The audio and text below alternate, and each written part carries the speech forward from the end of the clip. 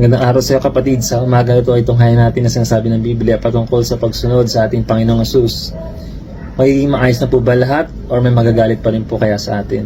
Ang sabi po sa John chapter 15 verse 18 to 19, it says, "If the world hates you, keep in mind that it hated me first." Jesus Christ says, no? "If you belong to the world, it would love you as its own, as it is. You do not belong to the world, but I have chosen you out of the world. That is why the world hates you."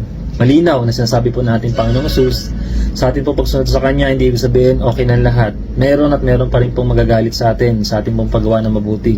Ngunit huwag po tayo mawala ng loob, ay malungkot, pagkat ang ating Panginoong Hesus po ikinamuhian, no, ng mundong ito. Why? Pagkat siya po yung gumagawa ng mabuti. Again, ang mabuti ay hindi po pwede mag-coexist sa kasamaan. Gayun din naman ang kaliwanagan ay hindi mo maaari mag-coexist sa kadiliman. Pagkat kung nasa ng kaliwanagan, ang kadiliman ay kusang mawawala.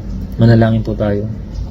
Amen namin Diyos, salamat po sa pagpapaalala sa amin pong paglalakbay sa buhay na ito sa pagsunod sa iyo, sa paggawa ng kabutihan na nais sa iyong kalooban, ay meron pa rin pong magagalit sa amin. Ngunit po kami, Panginoon Lord God, mawalan ng loob, wag po kami malungkot, wag po kami huminto, kundi magpatuloy po kami na lumakad ng nais sa iyong kalooban.